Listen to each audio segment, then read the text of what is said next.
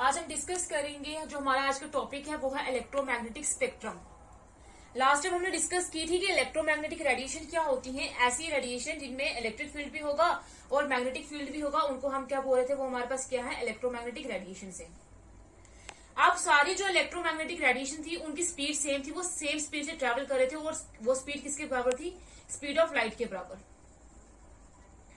लेकिन जितने भी हमारे पास इलेक्ट्रोमैग्नेटिक रेडिएशन होती हैं उनकी फ्रीक्वेंसी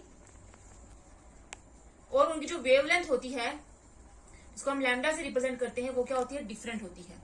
क्योंकि जो फ्रीक्वेंसी होती है वो वेवलेंथ के इनवर्सली प्रोपोर्शन होती है। अगर वेवलेंथ ज्यादा होगी तो फ्रीक्वेंसी कम होगी, और फ्रीक्वेंसी और जो एनर्जी होती है वो हमारे पास डायरेक्टली प्रोपोर्शन होती है। ये दोनों अगर ये वैरी करेगी तो ये भी वैरी करेगी, लेकिन ये वेवलेंथ के इनवर्सली प्रोपोर्शन होती है। अगर ये हमारे पास ज्यादा होगी तो वेवलेंथ क्या होगी, कम होगी। अगर वेवलेंथ कम होगी तो ये हमारी फ्रीक्वेंसी क्या होगी, ज्यादा होगी। तो इसीलिए ये जो हमारे पास कंप्लीट जो अरेंजमेंट होता है डिफरेंट वेव्स का, arrangement of different waves,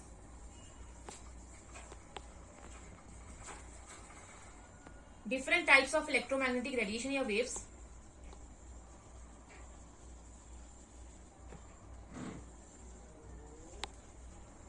in the order of increasing wavelengths or decreasing frequencies is called electromagnetic spectrum.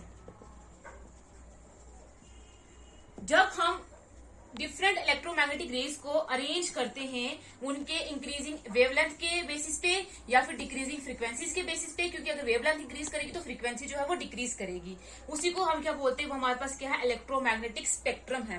और ये हमारे पास फिगर दिखाई दे रही है, और ये फिगर जो हमें क्या बता रही है, ये इलेक्ट्रोमैग्नेटिक स्पेक्ट्रम है, जिसको हमने अरेंज किया है डिफरेंट इलेक्ट्रोमैग्नेटिक रेडिएशन को उनके इंक्रीजिंग वेवलेंथ पे और डिक्रीजिंग फ्रीक्वेंसीज के बेसिस पे। हम इंक्रीजिंग फ्रीक्वेंसी और डिक्रीजिंग वेवलेंथ के बेसिस पे भी इनको अरेंज कर सकते हैं।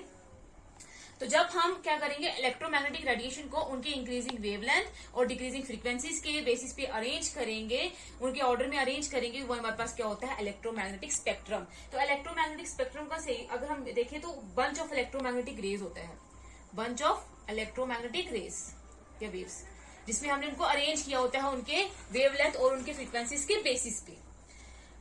तो ये है हमारे पास इंक्रीजिंग वेवलेंथ। ये वेवलेंथ की जो है वैल्यूज इंक्रीज कर रही है, यहाँ तक 10⁻12 तक पहले माइनस थी, अब यहाँ पे प्लस में होगी। उसके बाद ये हमारे पास डिक्रीजिंग फ्रीक्वेंसीज के बेसिस पे ये डिक्रीज कर रही है, पहले यहाँ पे सबसे ज्यादा, फिर उससे कम, फिर उससे कम, फिर सबसे कम यहाँ पे। तो फर्स्ट हमारे पास जो वेव्स है वो है हमारे पास रेडियो वेव्स। रेडियो वेव्स की जो हमारे पास वेवलेंथ है वो हमारे पास सबसे कम है, वेवलेंथ सबसे ज्यादा है, और फ्रीक्वेंसी जो म्यू है, जिसको हम म्यू से रिप्रेजेंट करते हैं, वो क्या है, सबसे कम है। अगर फ्रीक्वेंसी कम होगी तो एनर्जी भी क्या होगी, हमारे पास कम होगी। और ये जो हमारे पास रेडियो वेव्स होते हैं ये हम अपनी आंखों से नहीं देख सकते, not seen with necked eyes. और ये हमारे पास रेडियो वेव्स वो वेव्स होती है जो हमारे ब्रॉडकास्टिंग के लिए यूज करते हैं, रेडियोस में प्रेजेंट होती है, एफएम, मिर्ची वगैरह। ये जो हमारे पास जितने भी रेडियोस वगैरह होते हैं जो हम एफएम यूज करते हैं, वहां पे सारी क्या यूज होते हैं, इन रेडियो वेव्स का यूज करते हैं। तो फर्स्ट जो हमारे पास इलेक्ट्रोमैग्नेटिक रेडिएशन है वो है हमारे पास रेडियो वेव्स, जिनकी वेवलेंथ जो होती है वो सबसे ज्यादा होती है, लेकिन फ्रीक्वेंसी सबसे कम होती है। नेक्स्ट है हमारे पास जो इलेक्ट्रोमैग्नेटिक रेडिएशन वो है माइक्रोवेव्स। माइक्रोवेव्स की अगर हम देखें wavelength as compare to radio waves, जो हमारे पास माइक्रोवेव्स है उनकी वेवलेंथ क्या है, कम है, और फ्रीक्वेंसी जो है as compare to radio waves वो ज्यादा है।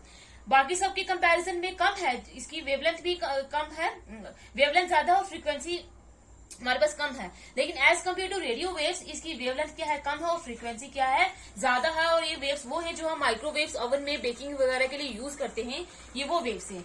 और इनमें ये भी हमें जो है नेक्ड आई से दिखाई नहीं देती है, हम इनकी अपनी आंखों से देख नहीं सकते हैं। तो ये होगी रेडियो वेव्स, उसके बाद माइक्रोवेव्स। नेक्स्ट जो हमारे पास वेव्स हैं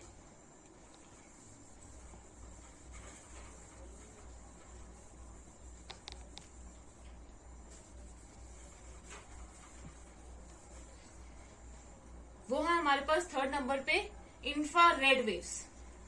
इंफ्रारेड वेव्स, ये इंफ्रारेड वेव्स भी हम अपनी आंखों से देख नहीं सकते हैं। ये वो इंफ्रारेड जो हमारे पास रेडिएशंस हैं वो होती हैं मोबाइल फोन्स में जो ये रेज निकलती हैं वो इंफ्रारेड ही होती हैं। टीवी वगैरह के जो हमारे पास रिमोट होते हैं उनमें जो ये चैनल चेंज करने के लिए जो हम यूज करते हैं, जैसे ही हम इसको बटन प्रेस करते हैं तो टीवी का चैनल जो है वो चेंज हो जाता है, उससे ये इंफ्रारेड वेव्स ही रिलीज होती है, जिसकी वजह से रिमोट जो है वो काम करता है और हमारा टीवी का चैनल चेंज होता है। अब इंफ्रारेड रेडिएशन की भी अगर हम कंपेरिजन में बात करते हैं तो इनकी वेवलेंथ क्या है, कम है, और frequency as compare to microwaves और रेडियो वेव्स क्या है, ज्यादा है। लेकिन ये भी हम अपनी आंखों से नहीं देख सकते हैं। अगर फ्रीक्वेंसी ज्यादा है तो फ्रीक्वेंसी ज्यादा का मतलब होता है कि वेव्स हमारे पास ज्यादा फुर्तीली हैं, उनके पास एनर्जी ज्यादा है। तो जिनकी फ्रीक्वेंसी हमारे पास ज्यादा होगी उनके पास एनर्जी ज्यादा होगी और उनकी वेवलेंथ क्या होगी, कम होगी। नेक्स्ट जो हमारे पास आती है वो हमारे पास आ जाता है विजिबल रीजन। ये इलेक्ट्रोमैग्नेटिक रेडिएशंस का वो बड़ा रीजन होता है जो ह्यूमन आई, जो हमारे इंसानों की जो आंखें होती है ह्यूमन आई डिटेक्ट कर सकती है। बाकी किसी भी रीजन को ह्यूमन आई डिटेक्ट नहीं कर सकती, वो हम अपनी आंखों से नहीं देख सकते। लेकिन ये जो विजिबल रीजन आ जाता है, ये जो हमें दिखाई दे रहा है बीच में, ये जो है वो ह्यूमन आई डिटेक्ट कर सकती है, ये रीजन। और इस रीजन में क्या होता है, हमारे पास जो फ्रीक्वेंसी और वेवलेंथ होती है वो मॉडरेट लेवल पे होती है। Frequency and wavelength moderate level पर होती है। मॉडरेट लेवल का मतलब ना ज्यादा वेवलेंथ होती है ना ज्यादा फ्रीक्वेंसी होती है, बराबर होती है एज कम्पेयर टू बाकी सभी, क्योंकि ये सेंटर में आती है बीच में। तो ना इनकी फ्रीक्वेंसी जो होती है मॉडरेट लेवल की होती है, इनसे ज्यादा होती है और इनसे कम होती है। और इस तरफ की जो वेवलेंथ होती है उनसे इसकी वेवलेंथ ज्यादा होती है और इनसे क्या होती है फिर कम होगी। तो ये मॉडरेट लेवल की हमारे पास रेज होती है जो इधर प्रेजेंट होती है। अब ये हमें इस विजिबल रीजन में ये विजिबल स्पेक्ट्रम होता है जो इंसान देख सकते हैं। ये इस यहाँ पे विप गियर प्रेजेंट होता है। बी यहाँ पे हो गया वायलेट, आई इंडिको, बी से ब्लू, जी ग्रीन हो गया, वाई येलो और ओ ऑरेंज, आर से रेड। और इसमें भी हमारे पास क्या होता है विजिबल स्पेक्ट्रम, ये हमने सेपरेटली दिखाया है क्योंकि अलग करके दिखाया है, क्योंकि ये ह्यूमन आई जो है वो डिटेक्ट कर सकती है। अब ये डिफरेंट कलर जो होते हैं स्पेक्ट्रम में, ये विजिबल स्पेक्ट्रम में प्रेजेंट होते हैं, उनमें डिफरेंट वेवलेंथ होती है और डिफरेंट क्या होती है, हमारे पास फ्रीक्वेंसीज होती हैं। डिफरेंट वेवलेंथ और डिफरेंट फ्रीक्वेंसीज होती हैं। यहाँ पे जो वॉयलेट कलर होता है उसकी जो हमारे पास फ्रीक्वेंसी होती है, वेवलेंथ बिल्कुल कम होती है और फ्रीक्वेंसी ज्यादा होती है। और जो रेड कलर होता है उसकी वेवलेंथ सबसे ज्यादा होती है और फ्रीक्वेंसी सबसे कम होती है, इनमें अगर देखें कंपैरिजन में। तो ये था विजिबल रीजन, जो इंसान जो है वो डिटेक्ट कर सकते हैं, उनको दिखाई दे सकता है। अब इसमें थोड़ा सा हम पढ़ते हैं और कि जैसे अगर हमें हमारी आंखों को अगर हमें कोई चीज रेड कलर की दिखाई दे रही है, कोई ऑब्जेक्ट रेड कलर का अपीयर हो रहा है, वो हमें ऑब्जेक्ट रेड कलर का क्यों दिखाई देता है? क्योंकि हम अगर जब ये व्हाइट लाइट जब फॉल होती है, व्हाइट लाइट जब उस ऑब्जेक्ट के ऊपर फॉल करेगी तब हमारे पास क्या होगा, वो ऑब्जेक्ट क्या करेगा, व्हाइट लाइट में ये सारे कलर्स होंगे विपगियर, तो जब वो उसके ऊपर फॉल करेगा उस सब्जेक्ट के ऊपर तो वो सारे कलर्स को ऑब्जर्व कर देगा, बाकी सारे कलर को ऑब्जर्व करेगा लेकिन रेड कलर को वो रिफ्लेक्ट कर देगा, क्योंकि बाकी सारी की वेवलेंथ और फ्रीक्वेंसी उसके साथ मैच कर देंगी, वो उनको ऑब्जर्व कर लेगा, लेकिन सिर्फ रेड कलर को क्या करेगा, वो रिफ्लेक्ट कर देगा। ये जो रेड कलर वो रिफ्लेक्ट करेगा वो हमारे आंखों पे आके पड़ेगा और वो ऑब्जेक्ट हमें क्या दिखाई देगा, रेड कलर का दिखाई देगा। इसीलिए ये बाकी सारी कलर्स के लिए भी सेम ही होता है। अब अगर हम बात करते हैं, ये जो हमारे पास रेड कलर होता है इसकी वेवलेंथ सबसे ज्यादा होती है, तो रेड कलर की वेवलेंथ सबसे ज्यादा है और फ्रीक्वेंसी सबसे कम है। तो फ्रीक्वेंसी कम होने से और वेवलेंथ ज्यादा होने की वजह से ये जो रेड रेस होती है, ये जो रेड कलर की जो हमारे पास रेड कलर होता है वो इतनी आसानी से डिफ्लेक्टेड नहीं हो सकता, नॉट डिफ्लेक्टेड इजली, इतनी आसानी से हम इसको डिफ्लेक्ट नहीं कर सकते। इसलिए जितने भी हमारे पास डेंजर सिग्नल्स होते हैं, खतरे वाले जो सिग्नल्स होते हैं, वो हमने रेड कलर के ही बनाए होते हैं, क्योंकि जो रेड कलर है वो डिफ्लेक्ट नहीं होगा इतनी आसानी से, क्योंकि इसकी वेवलेंथ ज्यादा है, फ्रीक्वेंसी कम है, इतनी ज्यादा फुर्तीली नहीं होती है, तो वेवलेंथ ज्यादा है हमारे पास, इसी वजह से डिफ्लेक्ट नहीं हो सकती है। डिफ्लेक्ट नहीं होगी तो डेंजर का सिग्नल जो है, जो हमें दिखाई देगा रेड कलर का, वो हमें दूर से दिखाई दे देगा, क्योंकि ये डिफ्लेक्ट नहीं होगी। तो इसलिए जितने भी डेंजर के सिग्नल होते हैं वो रेड कलर के से बने होते हैं, ताकि हमें दूर से दिखाई दे जाए। तो ये था हमारे पास विजिबल रीजन। अब विजिबल रीजन के साथ आता है हमारे पास ultraviolet region, UV region.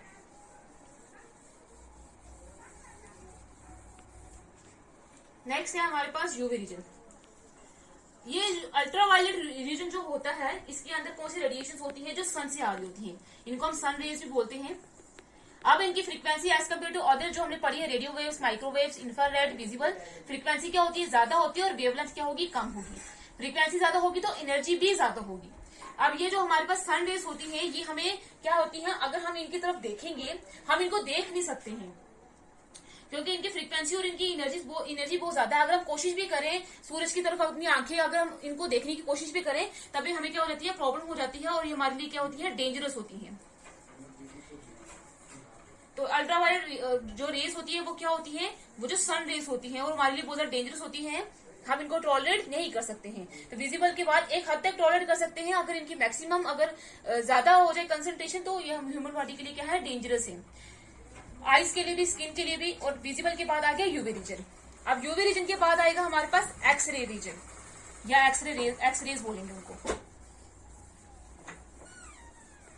Next आ गया हमारे पास एक्सरेज। अब एक्सरेज की as compare to UV rays frequency और ज्यादा होगी, मतलब एनर्जी और ज्यादा होगी और वेवलेंथ और कम होगी।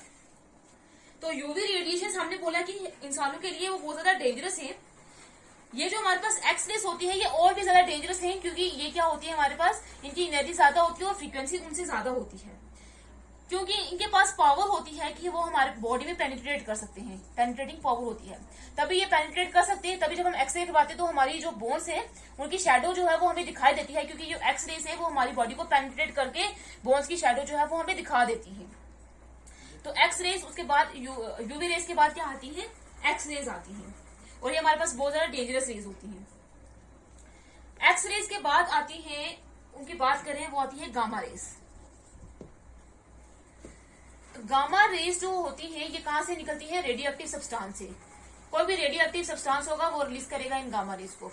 अब इनकी फ्रीक्वेंसी क्या होगी, और ज्यादा होगी, एनर्जी और ज्यादा होगी और वेवलेंथ कम होगी। तो फ्रीक्वेंसी और एनर्जी ज्यादा होने की वजह से ये जो रेडिएशन है, एक्सरेज की सिर्फ पास पावर थी कि वो हमारी बॉडी को पेनिट्रेट कर सकते थे, और इन गामा रेज ही हमारे पास इतनी डेंजरस होती है, ये हमारी बोन्स को भी क्या कर सकते हैं, पेनिट्रेट कर सकते हैं और पूरी बॉडी को खत्म कर सकते हैं, ये इतनी डेंजरस होती है। तभी हमने यहाँ पे रेडियो एक्टिव जो चीजें होती है उनसे दूर ही रहते हैं, जहाँ पे रेडियो एक्टिव रिएक्शन हो रही होती है या न्यूक्लियर रिएक्शन हो रही होती है। तो ये थी हमारे पास गामा रेज जो रेडियो एक्टिव सब्सटेंसेस से रिलीज होती है। अब ये बहुत ज्यादा एनर्जेटिक रेडिएशन होती है जो ह्यूमन बॉडी के लिए बहुत ज्यादा डेंजरस होती है। तो लास्ट वन जो हमारे पास है वो है हमारे पास गामा रेस ये थी। उसके बाद लास्ट जो रेस है वो हमारे पास है कॉस्मिक रेस। ये कॉस्मिक रेस क्या होती है, इनकी फ्रीक्वेंसी सबसे ज्यादा, एनर्जी सबसे ज्यादा और वेवलेंथ सबसे कम। कॉस्मिक रेस जो होती है ये बहुत ज्यादा डेंजरस होती है और ये स्पेस में होती है, अक्रॉस द स्पेस प्रेजेंट होती है, और ये हमारे पास स्फीयर में आउटर स्फीयर से आती है और ये हमारे पास कंटिन्यूसली अर्थ पे गिरती है, और ये हमारे पास क्या होती है, बहुत ज्यादा डेंजरस होती है। सबसे ज्यादा डेंजरस होती है क्योंकि सबसे एनर्जेटिक है और सबसे ज्यादा फ्रीक्वेंसी है इनके पास, और वेवलेंथ सबसे कम है। यही जो अरेंजमेंट होता है डिफरेंट रेडिएशंस का, उनके वेवलेंथ के इंक्रीजिंग ऑर्डर में या डिक्रीजिंग ऑर्डर ऑफ फ्रीक्वेंसी पे, उसी को हम बोलते हैं इलेक्ट्रोमैग्नेटिक स्पेक्ट्रम। ये हमारे पास क्या है, इलेक्ट्रोमैग्नेटिक स्पेक्ट्रम है। तो अब यहाँ पे आप देखें सबसे ज्यादा कम फ्रीक्वेंसी की जो हमारे पास वेव्स होती है वो होती है रेडियो वेव्स, और सबसे ज्यादा वेवलेंथ इनकी होती है, और सबसे ज्यादा फ्रीक्वेंसी और सबसे कम वेवलेंथ वाली जो रेस होती है वो होती है कॉस्मिक रेस। उसके बाद जो फ्रीक्वेंसी वाले आते हैं वो है गामा रेस। उसके बाद एक्सरे की फ्रीक्वेंसी जो है उनसे कम होती है, फिर यूवी रेस की और कम होती है, वेवलेंथ ज्यादा होती है। फिर विजिबल रीजन की आ जाते हैं जो इंसानों को दिखाई देती है, इनकी जो वेवलेंथ और फ्रीक्वेंसी मॉडरेट लेवल पे होती है। फिर उसके बाद आ जाती है इंफ्रारेड रेडिएशन की जो फ्रीक्वेंसी होती है वो और कम हो जाती है, वेवलेंथ उन सब एज कम्पेयर टू अदर वो ज्यादा हो जाती है। फिर माइक्रोवेव्स की फ्रीक्वेंसी और कम हो जाती है, वेवलेंथ ज्यादा हो जाएगी। और फिर सबसे आ जाएंगी रेडियो वेव्स, जिनकी क्या होगी, फ्रीक्वेंसी जो है वो हमारे पास सबसे कम होगी और वेवलेंथ सबसे ज्यादा। ये है हमारे पास इलेक्ट्रोमैग्नेटिक स्पेक्ट्रम।